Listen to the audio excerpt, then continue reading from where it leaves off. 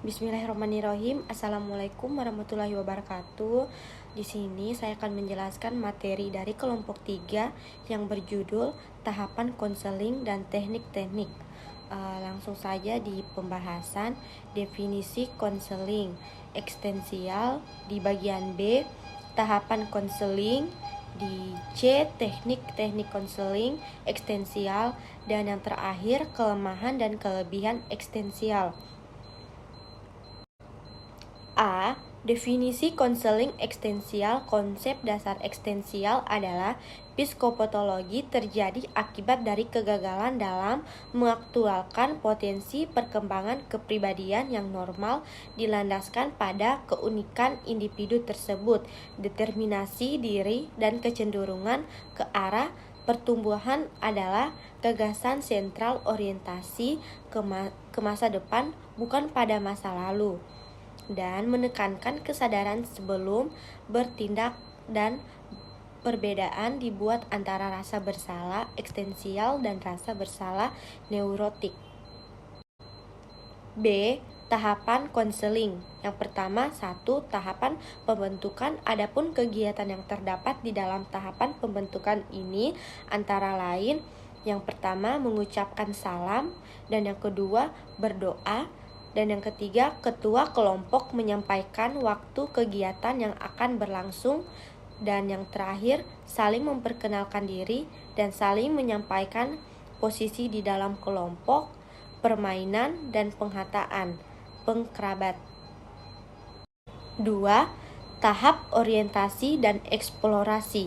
Adapun kegiatan yang terdapat di dalam tahap ini antara lain, yang pertama, ketua kelompok menyampaikan pengertian dan tujuan konseling kelompok, dan yang kedua, ketua kelompok menjelaskan cara-cara dan asas-asas kegiatan konseling kelompok.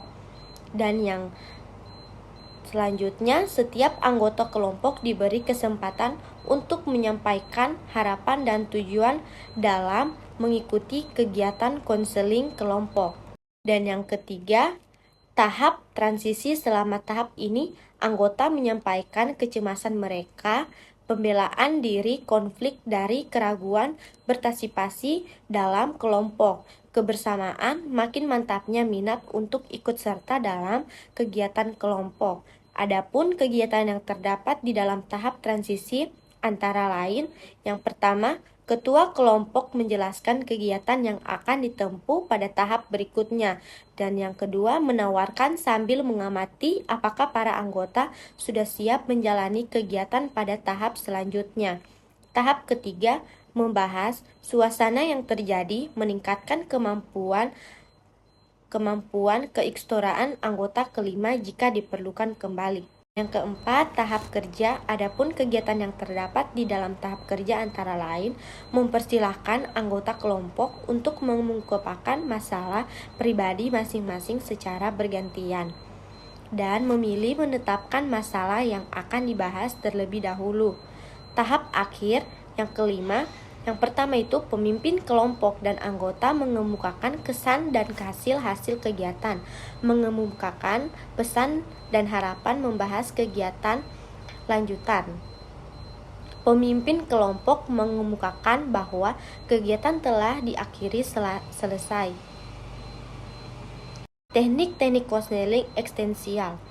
Penerimaan, rasa hormat, memahami, menteramakan, memberi dorongan, pertanyaan terbatas, memantulkan pertanyaan dan perasaan klien, menunjukkan sikap yang mencerminkan dan ikut merasakan apa yang dirasakan klien, bersikap mengizinkan apa saja yang bermakna.